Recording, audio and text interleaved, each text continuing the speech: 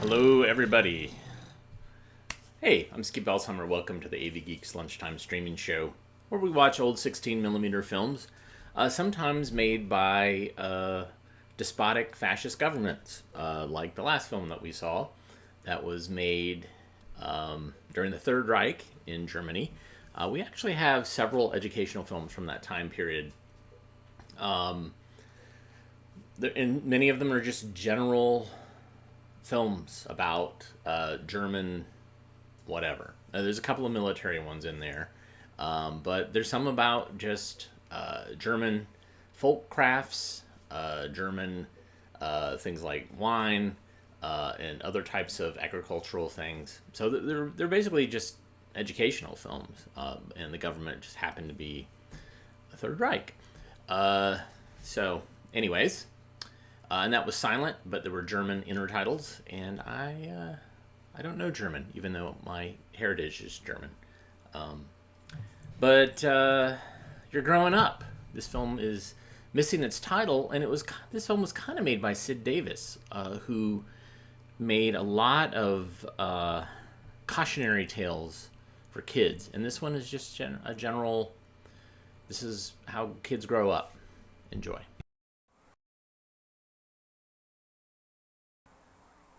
Strange and exciting, and everyone asks himself, how will I turn out? What will I have to go through? What will it be like? Well, the most important thing to know is that each person is different, and so he grows differently. But each of us will at some time or other go through 4 major periods of growing up. The first period lasts about 3 or 4 years and is the fastest period of growth. During this period, size increases, but the body is out of proportion. Head large, legs small. The baby is almost completely helpless and depends on mother to take care of her, to wash, dress, and feed her. Because she's growing fast, her appetite is tremendous, and she needs a lot of sleep.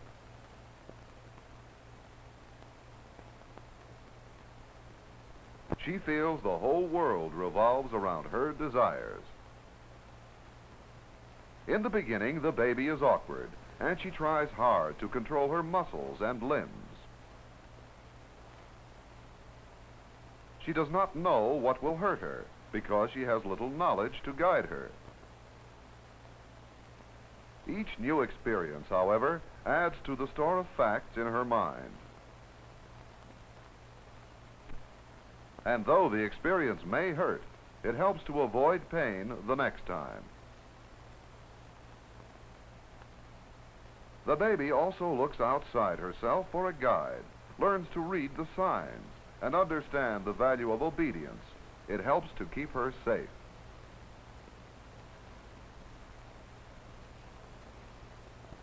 The baby resents anything or anyone that apparently robs her of her mother's attention and love.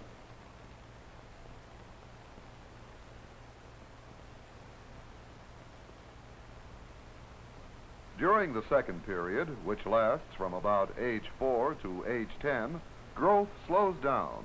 The rhythm is calm and even. Here, Dottie is not as awkward as the baby was. She does many things for herself now and depends less on her mother. At this age, a girl likes to play at being mother, a boy at being father. This is her way of saying she's not a baby anymore. She's growing up.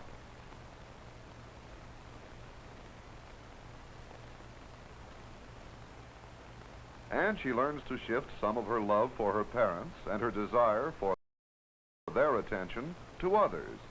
She discovers that beside herself and her family, there are other children in the world, and playing with them can be great fun.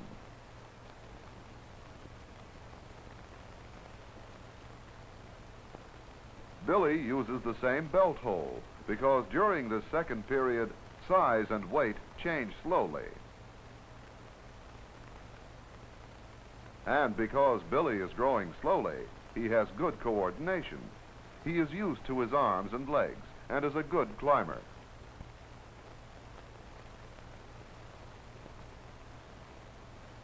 He's growing in another way. He learns to read. and his mind climbs too, from one idea to another. Billy has also developed a conscience. He knows when he's doing right or wrong.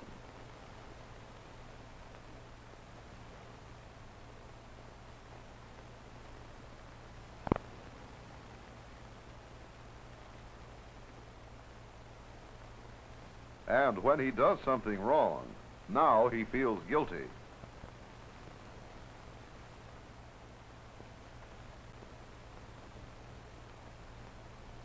In the third period, from about age 11 to 16, growth speeds up again, marked by many changes.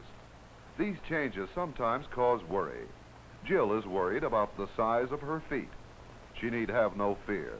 In this period, feet frequently grow to full size before the rest of the body. She simply has to learn to get used to them.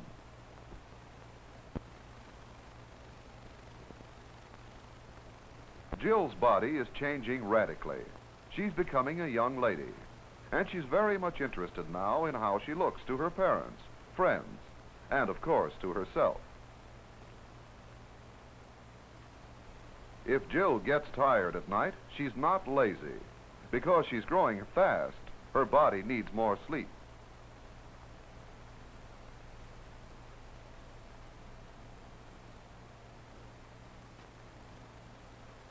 And at this age, Jill develops deep interests in friends. This is part of learning to get along with others. And here, Johnny is going through a fat stage.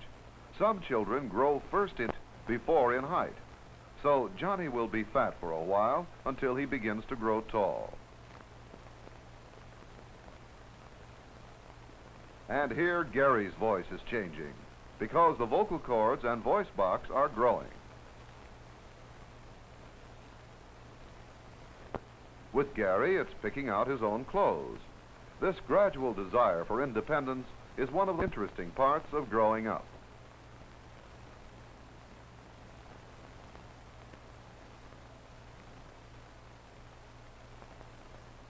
Controlling anger becomes a problem.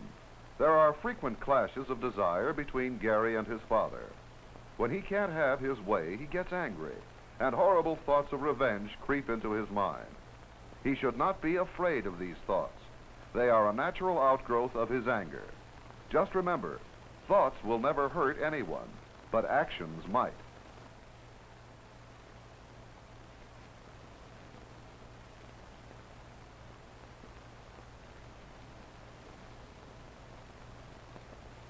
One of the surest signs that Gary's learning to control his feelings is his being able to wait his turn.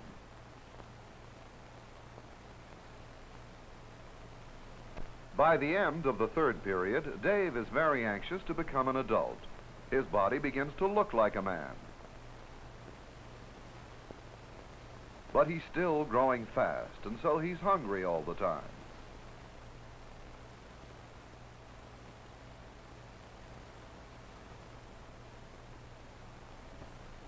Dave can't understand why the coach, who's no bigger than he is, always wins.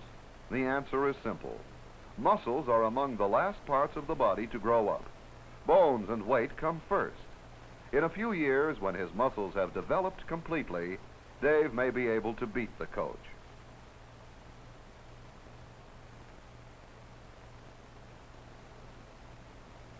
Here, Lee is wondering about being tall and gangly. She grew in height before in weight.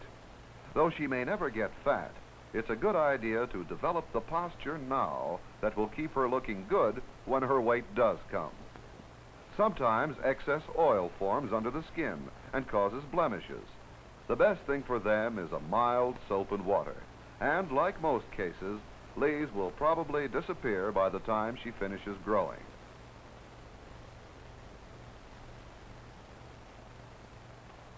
In the fourth period, between the ages of 17 and 20, the body growth slows down and stops.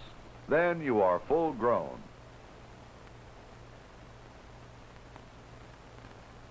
A girl is usually somewhat taller than her mother, a boy somewhat taller than his father.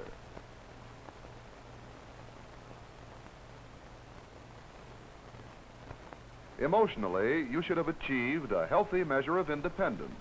You should know your own mind, and at the same time be able to accept help gracefully from others. You should know your own desires and be able to wait and work for their satisfaction. You should know who you are and what you want to be, and be thinking about the future, a career, and growing up.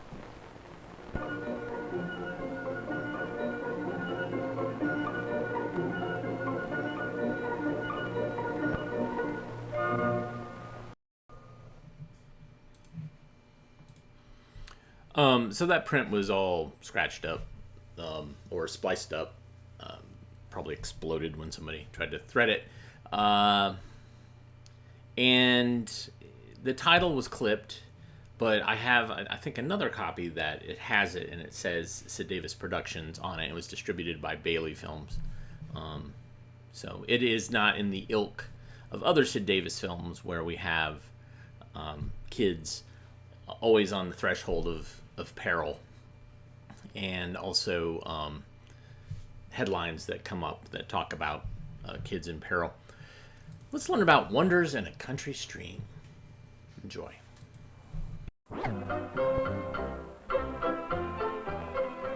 Have you ever gone out in the country on a warm, sunny day and found a stream? It's fun playing in a stream, isn't it? Wading and wiggling your toes in the sand. But have you ever looked closely to see what you can find? There are many wonderful animals living in a stream. If you lie still and watch, you'll see small fish where the water runs deep. You may be surprised to find a garter snake watching you. There are strange moving shadows made by insects that walk on water. Close by, a damselfly suns itself on a rock. Yes, there are wonderful things for you to find if you only look. Let's get down close with this boy and girl and see what we can find. That's a strange-looking thing. Do you suppose it's alive? Lying in the water, it looks like the bottom of the stream. But watch. There, a young caddisfly is hiding inside. If he didn't move, you'd hardly know anything was there. But if you look in at the end, you can see that he lives in a house shaped like a small tunnel. He builds this house out of sand and bark, so fish and other water animals won't eat him. They probably won't even see him.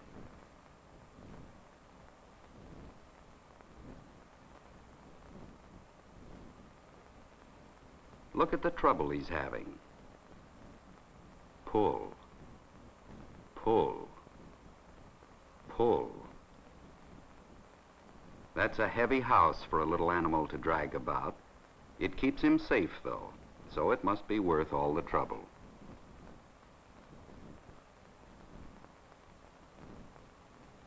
This insect has a cousin that builds a different kind of house.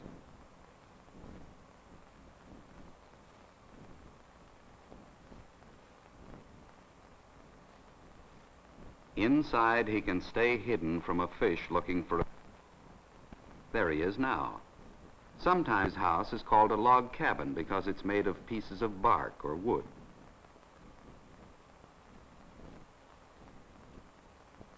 See how tightly it's put together.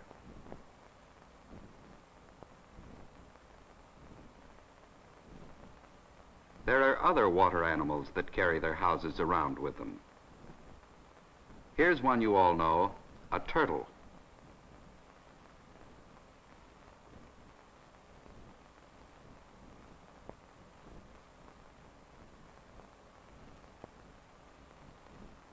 See how he can pull his head and legs in under his shell when he thinks something might hurt him.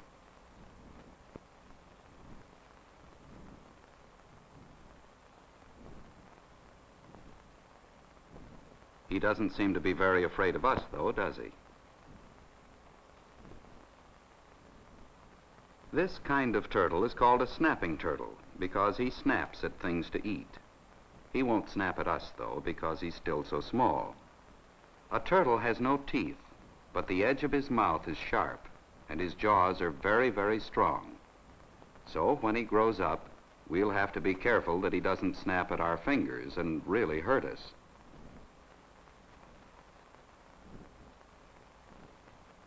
Let's turn him over on his back and look at his underside.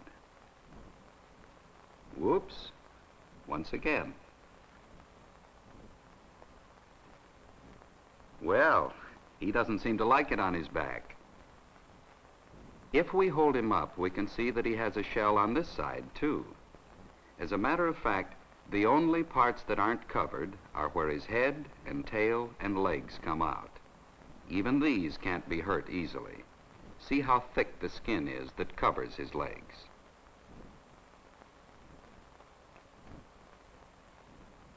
He doesn't like to be held.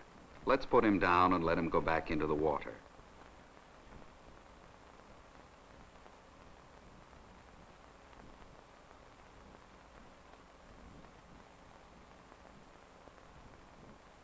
Even though you can't see anything at first, something will be hiding in every pool in the stream. Who knows the name of this strange-looking creature? It's a newt. Some people call it a water dog or salamander. Watch how clumsily it walks. That's because it spends much of its life in water. As a matter of fact, the most interesting thing about a newt is that it is partly a water animal and partly a land animal. Here in a pool of water are several of its eggs bunched together. This is the way a newt begins life.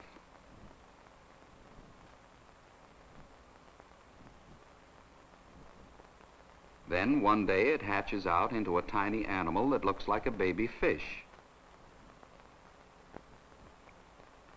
Here he is resting beside the eggs that still hold some of his brothers and sisters. If you look closely, you can see one of them turn over in its egg. There. Did you see it? A baby newt can breathe underwater as a fish does. He breathes through what we call gills. These gills stand out from his neck like small feathers.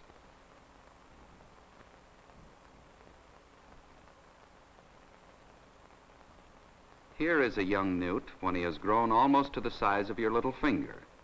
He has legs and can walk now. He's beginning to look like a grown-up newt, except that he still has his feathery gills.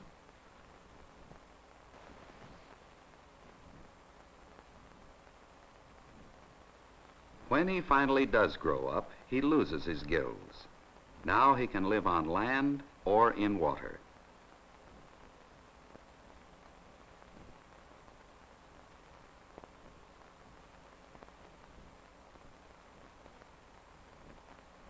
Can you think of any other animal that starts out life in water and then grows legs? Something that hops. Right, a frog. Whoops.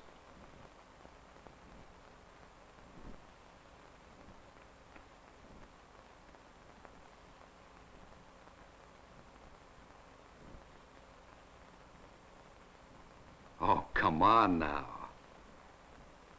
There. Have you ever tried to catch a frog? Even a baby frog like this one?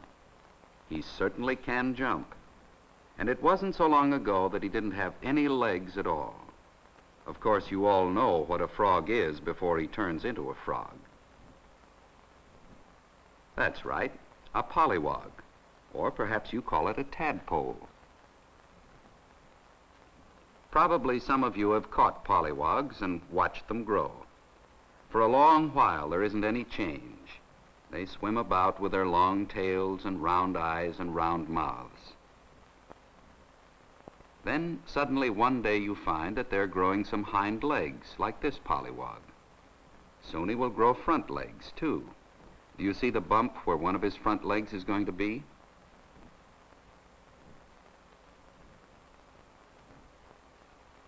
Here he is a day or so later with 4 legs.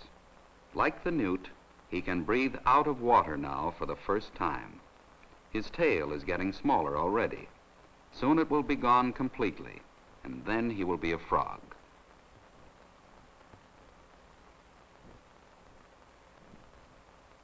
He certainly can breathe out of water now. Watch his throat go in and out as he takes quick little breaths. And now his long hind legs have grown strong. He always sits on them in position to jump the second he thinks he sees danger coming. Because he's a tree frog, he can climb up the side of the jar and stay there. Not all frogs can do this. The reason he is able to hold on is that he has small places on the end of each toe that stick to the glass.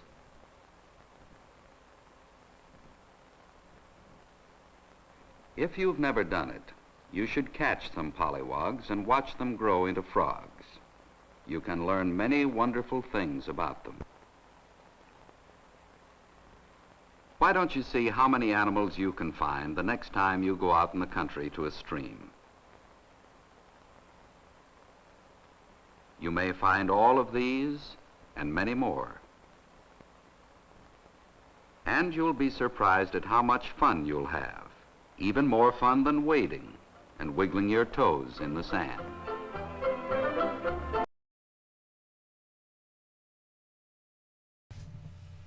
All right. Yeah, everything's clipped today.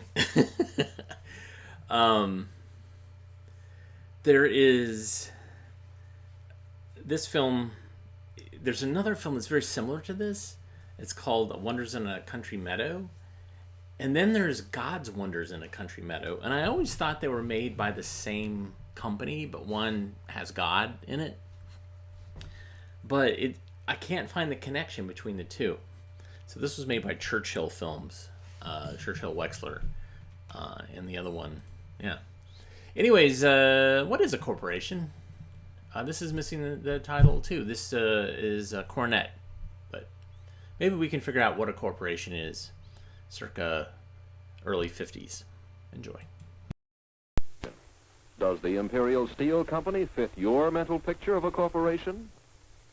It's big business. But do corporations have to be big business? Take Renekers Incorporated, a drugstore. Corporations aren't always big, are they? And not all corporations are businesses. Consider, for example, Fairview Incorporated. A town is not a business, is it? What about schools and colleges? They are often corporations, as are many churches, hospitals, and other non-profit organizations. But business makes up the great majority of corporations, whether small or large. Incorporation is one way of organizing a business. It is one form of business ownership. Imperial Steel Incorporated has many of the legal rights of a person. It owns the land and buildings and equipment. It can buy and sell property. It can borrow money. It can sue in court and be sued. It carries on a business. Imperial Steel, along with thousands of other legal persons, is a part of our daily living. It is a member of our society. Yet it is not simply this property, nor is it a human being or a group of human beings. It is Imperial Steel Company Incorporated, with stock owned by people in widely scattered places.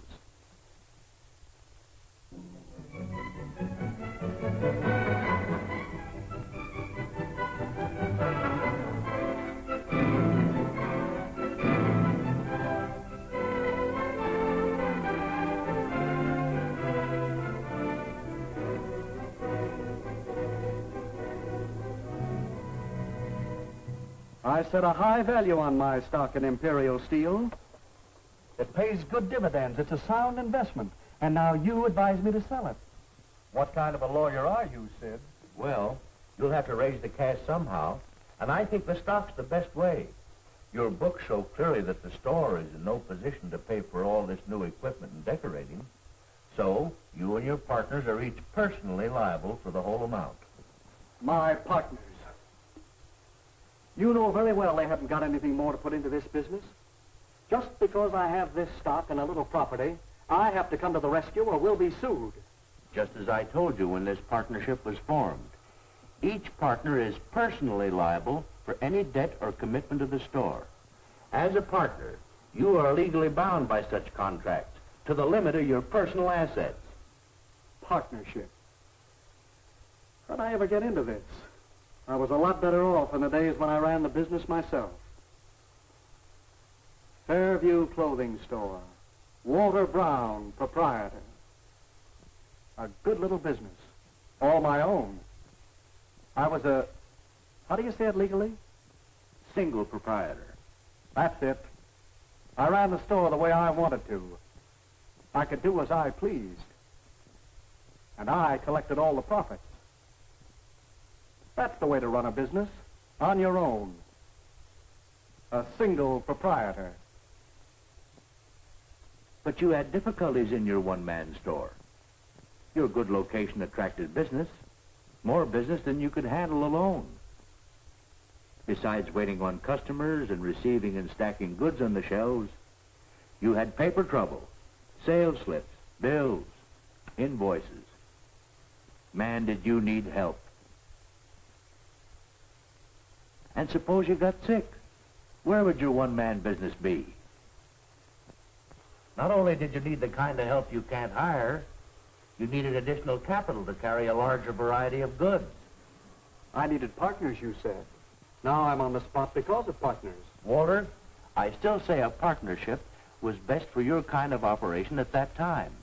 You remember, it was fairly simple once we found the right people, dependable men who had cash to invest and could do some of the work you needed. There was Baker. He had saved a little money while he worked 10 years as an accountant for a wholesale company. You knew you could trust Baker. He'd make a good partner. He'd invest his cash and work as an accountant for a share of the profits. And then there was Johnson. He could also invest a little money. And his experience as a clothing buyer for another company made him a valuable partner, too. We knew they'd work hard for the business because each had a personal interest in making it go, as well as the ability to do the work that had to be done. So you were partners in the Fairview Clothing Store. And with their cash and their help, you were able to expand a little, take on some additional lines of goods. Yes, I think your partnership has done quite well. I suppose so. At least we did well, until Johnson made the deal for those expensive modern fixtures and new storefront and signed commitments for more than our ready cash. He was just talked into more than we can handle right now. We'd like to modernize the store like that. But where is the money coming from? Johnson signed the contract. I have to pay for it. Even though I'm the biggest investor in the store, I can't cancel a contract for all that custom-made equipment.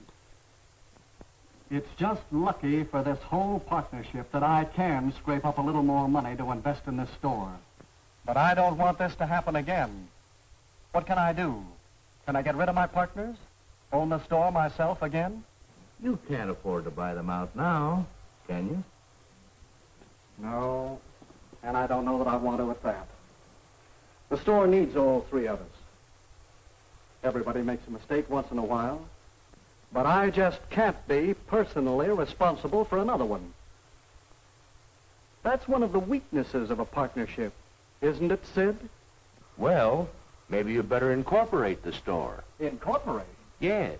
Issue stock to each partner in proportion to the amount of his investment in the store. With more than half the stock, you would have a controlling interest, voting control of the corporation which owned the store. You'd share your profits with the others in proportion to their stock ownership. Wait a minute.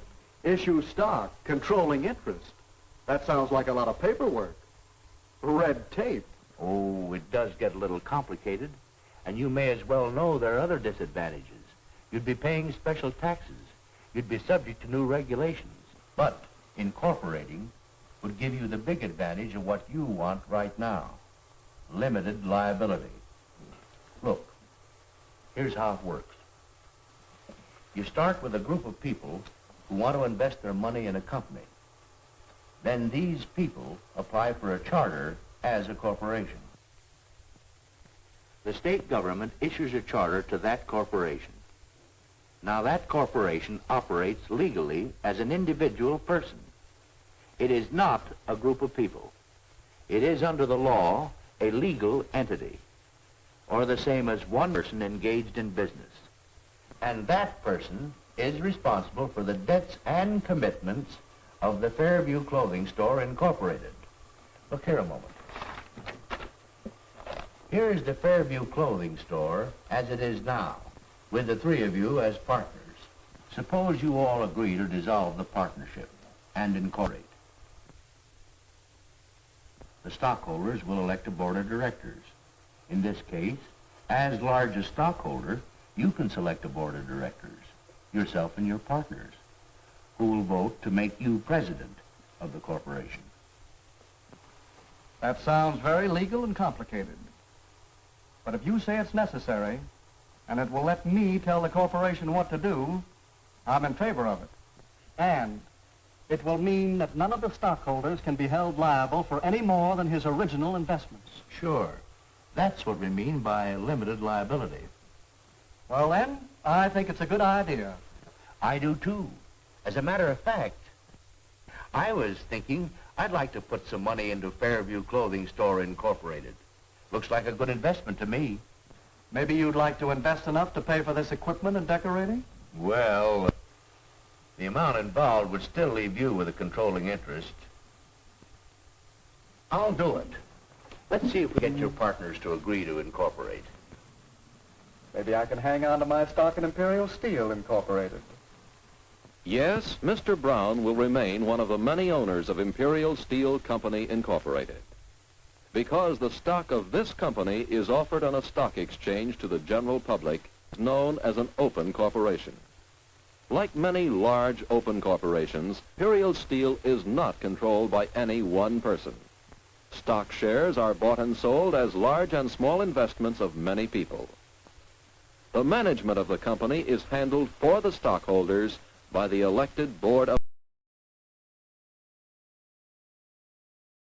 Yeah, today is all the films that for some reason are missing the beginning and the ends. And all those guys in that film show up in other Cornet films. I believe it's Cornet. It could be Encyclopedia Britannica. No, I think it's Cornet, because we've run across some original color footage of it, and we're hoping to, but it didn't have the sound, so we're trying to marry them together. And so at some point we'll have a beautiful color Kodachrome version of that and the sound, and it won't be all clipped up. That is the goal. All right, so behind me I have a film scanner hooked up, and I have a film in honor of Women's History Month. This is not about American women. This is about women of the world, brought to us by the fine folks at Pepsi. Enjoy.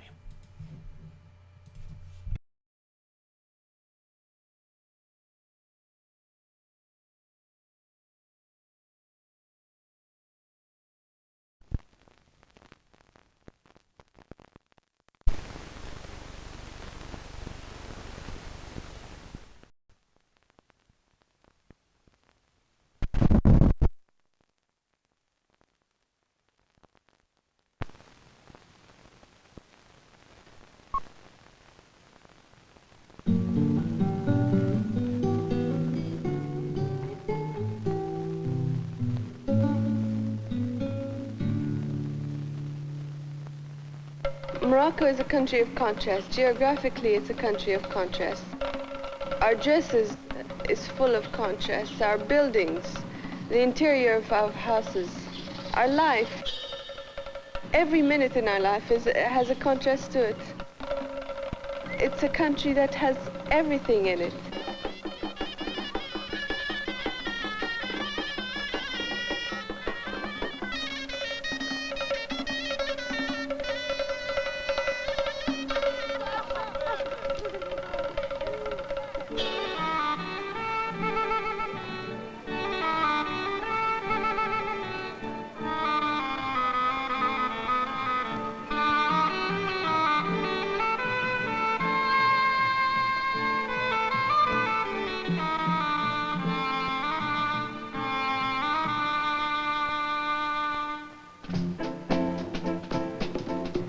spearhead of the modern movement is Mohammed V.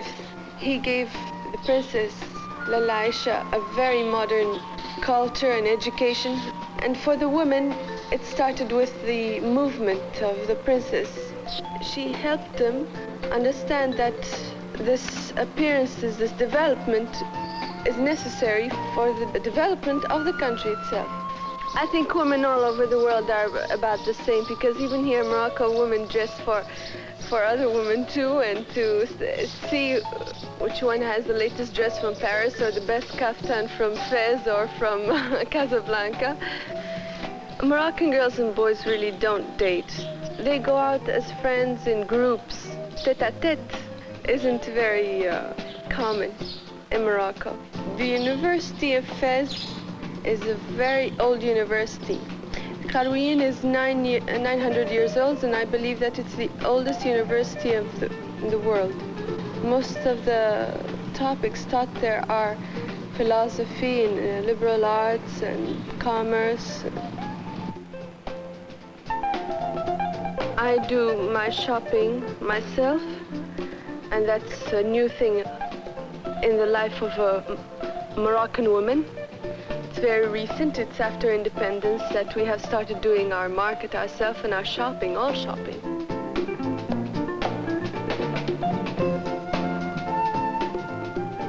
Well, the veil before women didn't go out, and they were kept more or less in the house, and they didn't see men. So the veil was to isolate them, even when they go out in the street, so nobody would see their face. They weren't recognized. Well, we don't cover our faces anymore.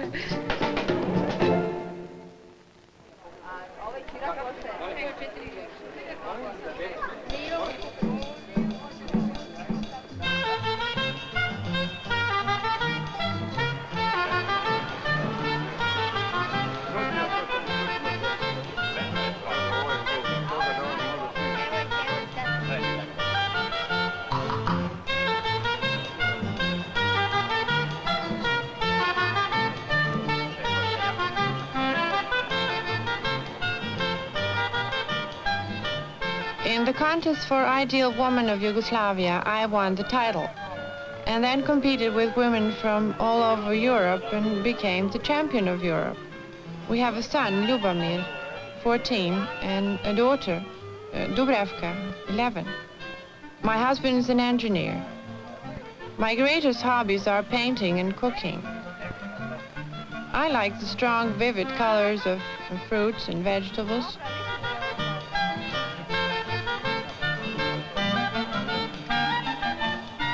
My greatest pleasure is cooking.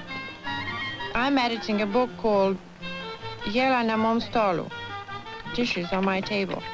I tend to find something new, which will impress my family and friends. I like to serve a good dish.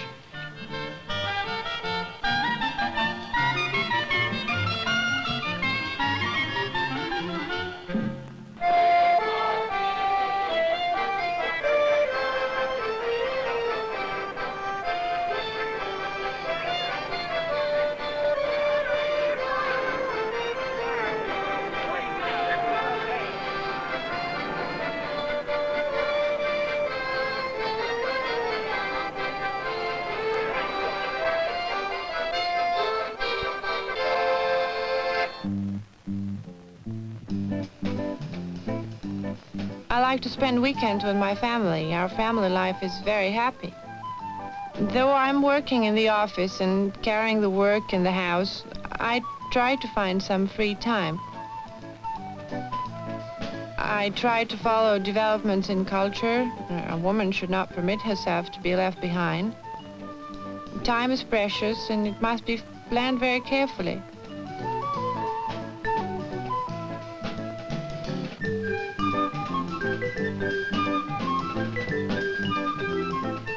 In our family, we understand and help each other.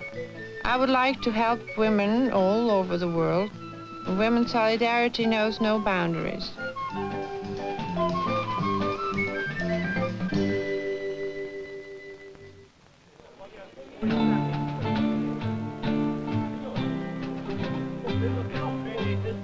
Well, I think a woman must work. Staying at home and keeping her home and everything is cooked, and it's not enough, I think, for a woman that has something in her. I think that she has to create something or work or do something and help other people to do things.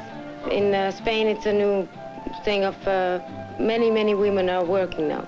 Well, the big change is now from about 2 years to now. Every day is more and more, of course.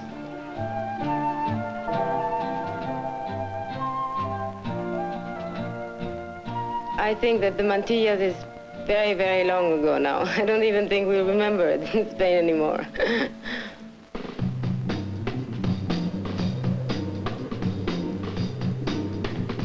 Yes, I use suede and leather because it's a Spanish fabric, Spanish material, especially for that, but also because nobody was doing anything high fashion in suede and leather. I was born in Paris, but I'm in Spain since the age of 6. And I must say I'm Spanish now. And Mitsu is a nickname from Michelin. I don't think it even has anything to do, but it's my mother who gave it to me when I was born. Well, women in Spain now dress completely different than before. And it apparently changed a lot, I think. You can see all sorts of dresses and things in Spain now in the street. I think that nowadays people would wear the look that is most becoming to them. I mean, there's a lady that might buy one personal suit that she likes, and she'll want it shorter. Another one will buy the same one longer, just because she thinks it suits her better. I think that now the fashion is whatever, the short or long, whatever it may be on the customer. But the maxi anyway is out. I don't like maxi.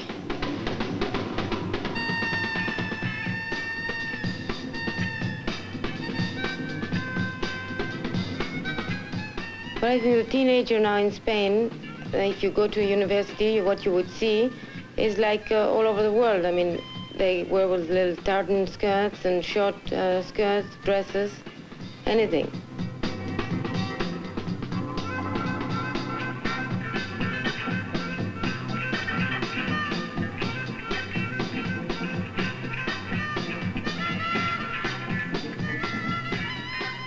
Well, first of all, I designed for what I want to create. But also, we have our 90% of customers are American. But this doesn't influence me, I think. I just do whatever I feel like.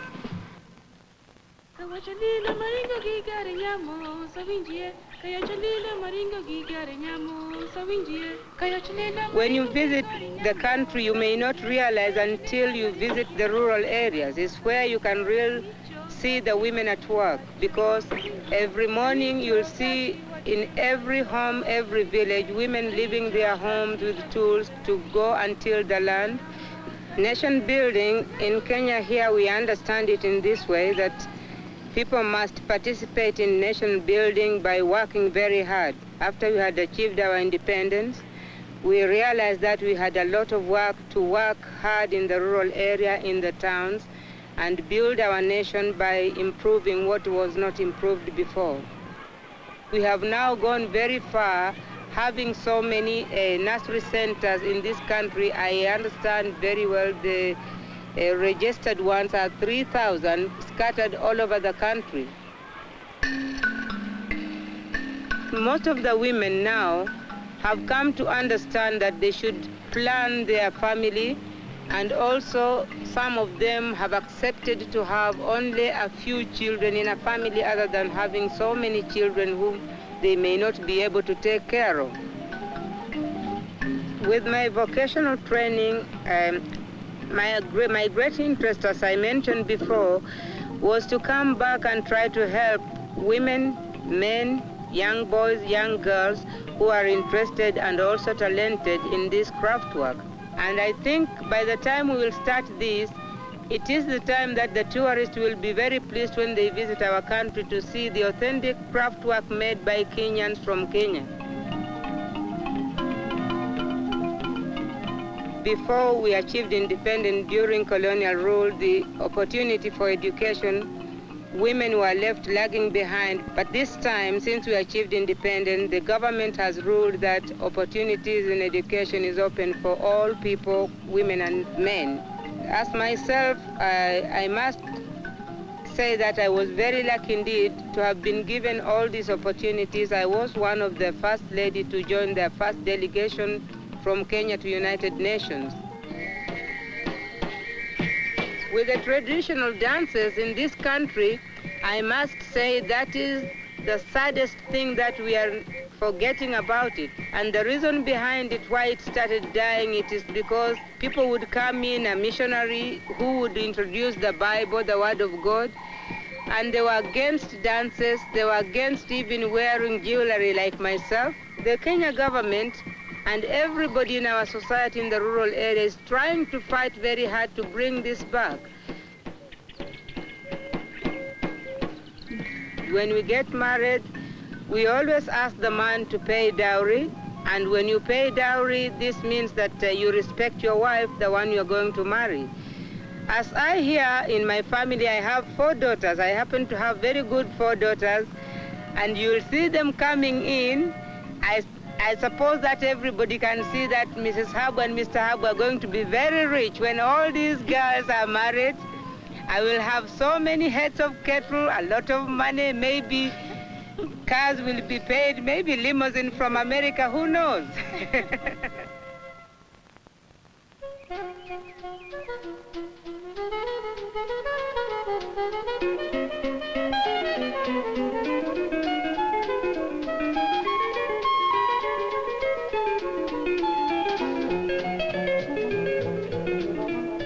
The winters in Sweden are so long and severe, so naturally when the summer and sun does come back, we worship it.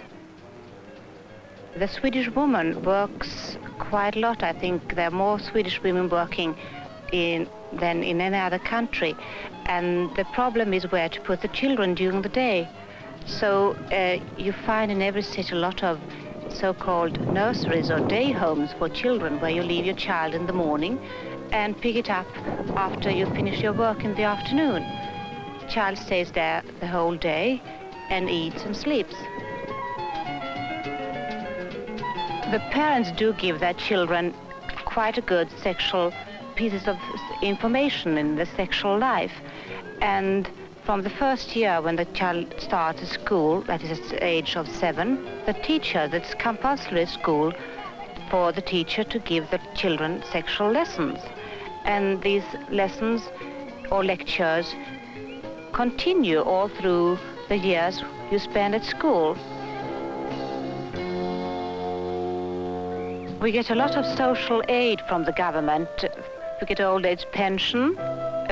We get 3/4 back from a fee we pay for a doctor's visit.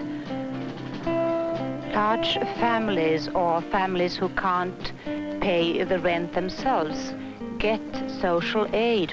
The Swedish girls and the Swedish women are born to a certain kind of natural beauty because of their colors and I don't know, the long legs and all that. And also I think the Swedish girls know how to use makeup and how to dress.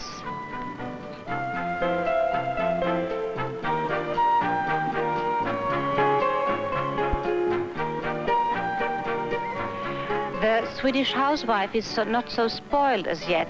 It's not a rule to have deep freezer in each home.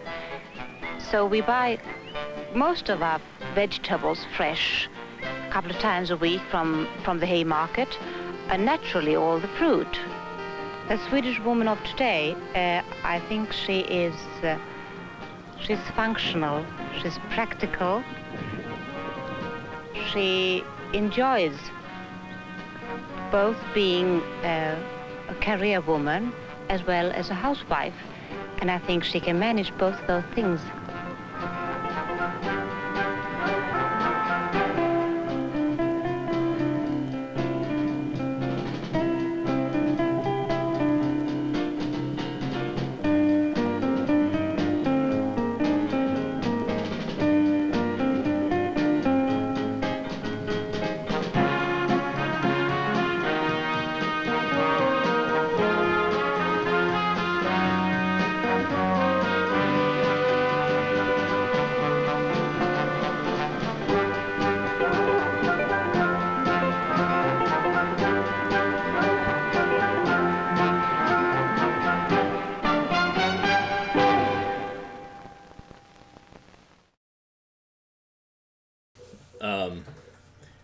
got a lot to live and Pepsi's got a lot to give. Yeah, it's a fascinating film. And I have another film that was sponsored by Pepsi. It's about racial tensions in New Haven, Connecticut in the late 60s, early 70s. It's another really fascinating film. All right, I got another film set up for you. It's called Working Worlds. Enjoy.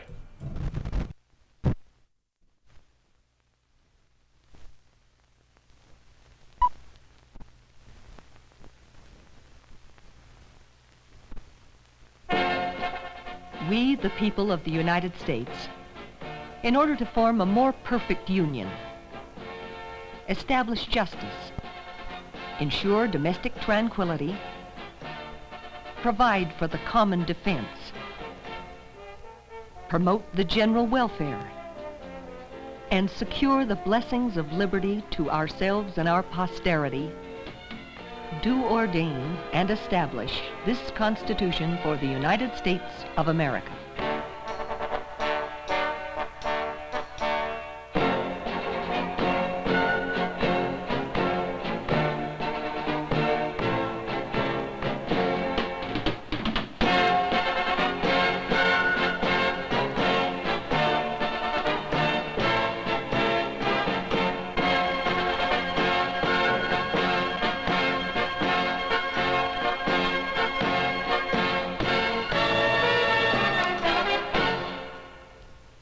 Almost 13 million people are employed by government agencies in some form of public service. About 10 million of these work for one of the thousands of state and local government units throughout the country.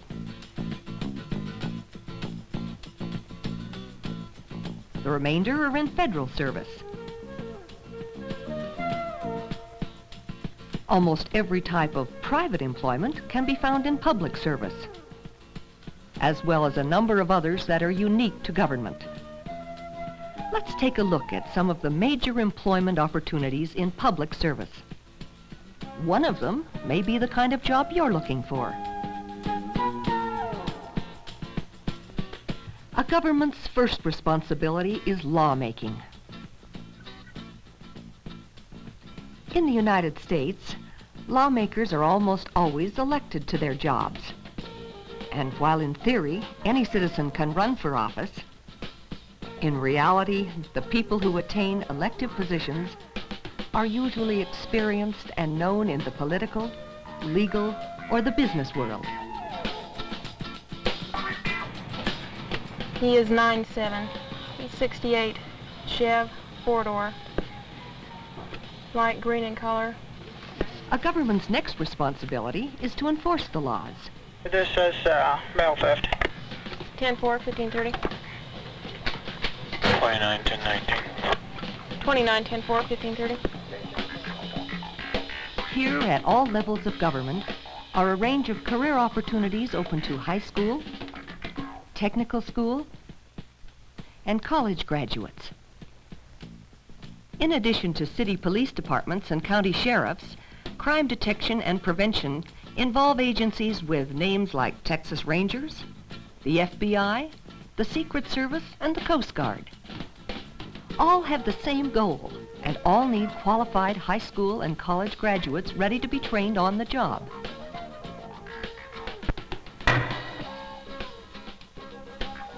Police work in conjunction with the courts to provide an effective law enforcement system.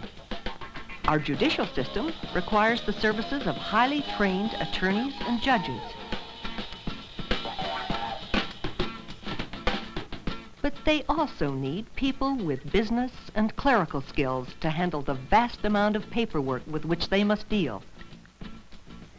If a person is found guilty of violating a law, his sentence will become the responsibility of correctional officers, either at a prison or a jail, or a probation officer if he's placed on probation. The orderly flow and operation of a society is the government's main concern. This leads it to an involvement in far more than just crime prevention.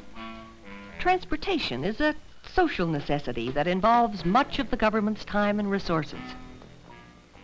Here, there are public service careers for people who plan, survey, maintain, and operate transportation facilities. Most of these people have technical skills, often learned on the job. Rapid transit, buses, and highway, including bridge, tunnel, and street maintenance, are almost always the responsibility of one or more governmental agency.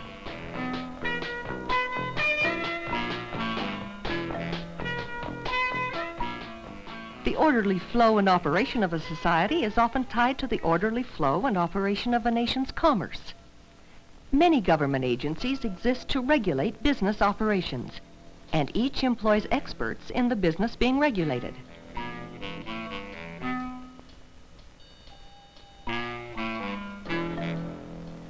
These people inspect food, manufacturing, drugs, and new products, issue licenses, or monitor commercial broadcasting, depending upon the agency they work for. And they work for agencies with names like Federal Aviation Agency, Interstate Commerce Commission, Federal Trade Commission, Federal Communications Commission, Federal Reserve Bank, and the Securities and Exchange Commission.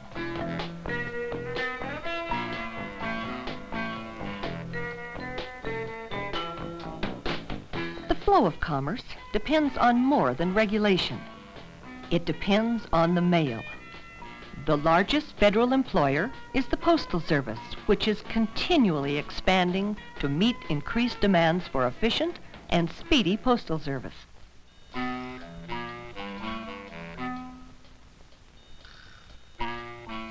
Post office careers are available in nearly every community throughout the country, and almost all involve on-the-job training.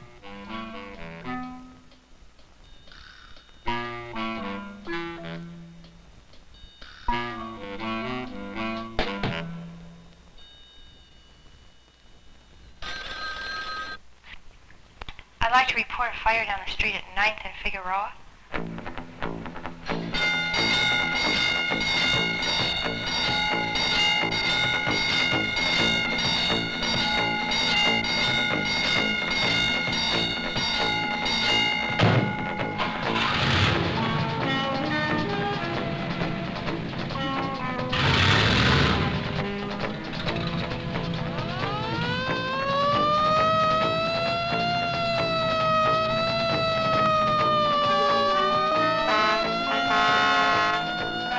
The health of a society depends upon the health of its people.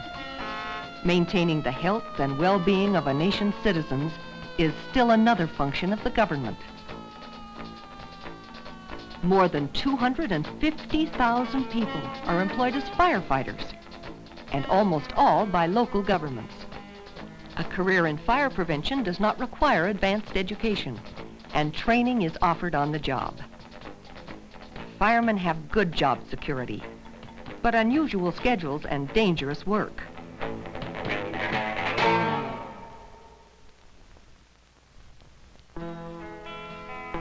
Keeping cities clean is another aspect of social health and is one of the many growing areas in environmentally oriented careers. Parks and recreational centers offer careers in planning, development, and operation. Opportunities in this job specialty will probably increase as leisure time grows for more people. Concern for the quality of living and the environment will also spur the development of more parks and recreation areas with corresponding job possibilities. Good job opportunities are also available in many other social services provided by state and local governments. These include social services such as welfare assistance programs, aid to dependent children and the elderly, employment counseling and retraining programs, alcoholism and drug abuse treatment centers, disability rehabilitation programs, and mental health clinics.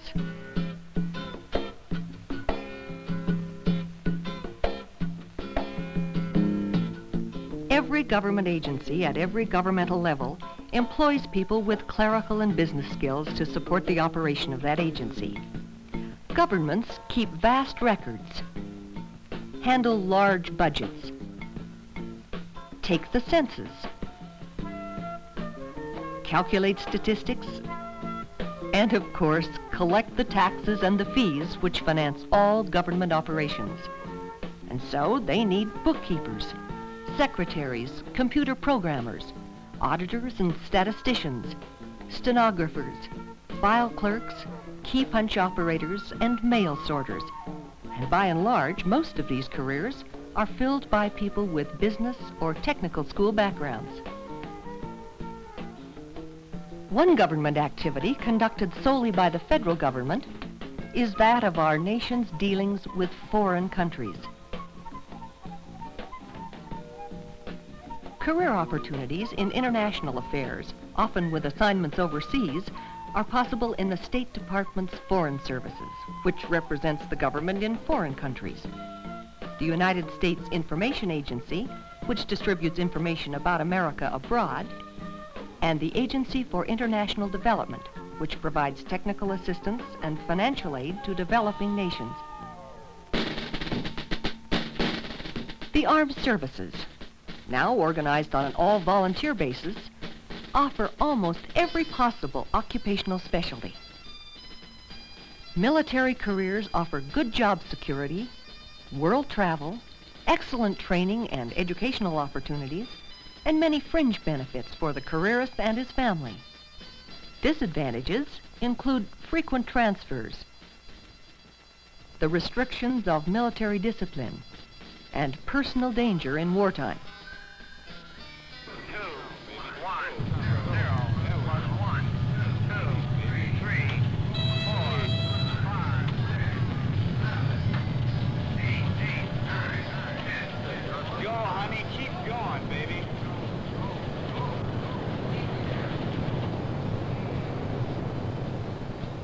The world of modern technology is expanding governmental horizons. As our nation moves into universal affairs, there will be an expanding need for technically trained people working in many areas, some of which don't even exist today. Perhaps then, this is where you will choose to work, in the world of our public servants, the lawmakers, arbitrators, processors, protectors, and regulators. You don't need a college degree to enter many government service careers. You will, however, have to pass some form of written civil service examination. Government services, especially at the state and local level, are expanding, and employment opportunities are good. Most offer security, advancement based on the merit system, and competitive pay scales. Fringe benefits and retirement options are also good. If you're interested in a public service job, start now to find out more about the employment prospects and educational requirements for the position that you want. Ask your instructor or counselor how you can learn more about a public service career. Visit the personnel office of your state, city, or county government. Ask about how to prepare for taking the civil service tests. Whether you're looking for a chance to see the world or a chance to help others, there's no limit to the possibilities available to you in public service.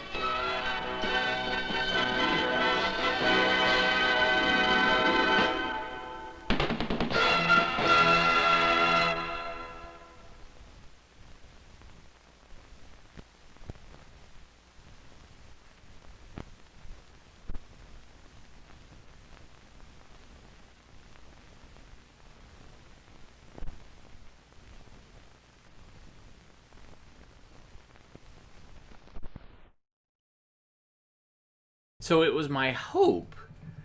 You saw that it was distributed by Counselor Films. Counselor Films is the company that has all their films have a great song in them, and they're the ones that did the World of Work song.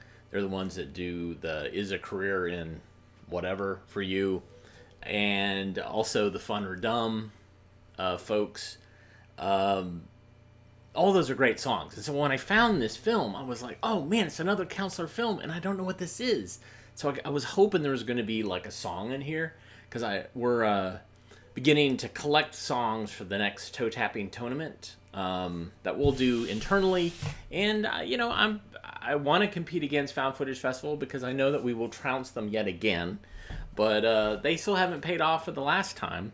So I'm kind of hesitant. But anyways, we should do it nonetheless because we've run across some really great songs since last April or so.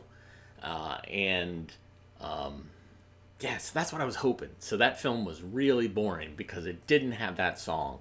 It wasn't like this fast-paced thing. It was really kind of mediocre. So I apologize for that. But I can't apologize for every mediocre film I show because otherwise I'll just be apologizing. It'll be the 16mm apology show. But I should say thank you so much. Someone donated via... I think it was Kevin donated because there was random riot footage in a Sid Davis film about growing up in puberty, which I'm not quite sure where that came from. Maybe one day we'll figure it out. We'll do like a whole show of Sid Davis films, and maybe we can find that clip. You can support us. Also, Alexander Hine bought us coffee at buymecoffee.com/avgeeks. You can also go to ko-fi.com/avgeeks and buy us coffee, or patreon.com/avgeeks. And there's also a super thanks button that you can click and say thank you, and you can donate via YouTube. But just hitting the thumbs up or the like button, and also watching other films that we have on the AV Geeks channel. You can go to the channel on YouTube, or you can go to avgeeks.com, and you can watch a lot of stuff there. So thanks for tuning in today. We'll be back again tomorrow, and we'll watch some more stuff. So everybody have a great rest of your Monday, and we will see you soon.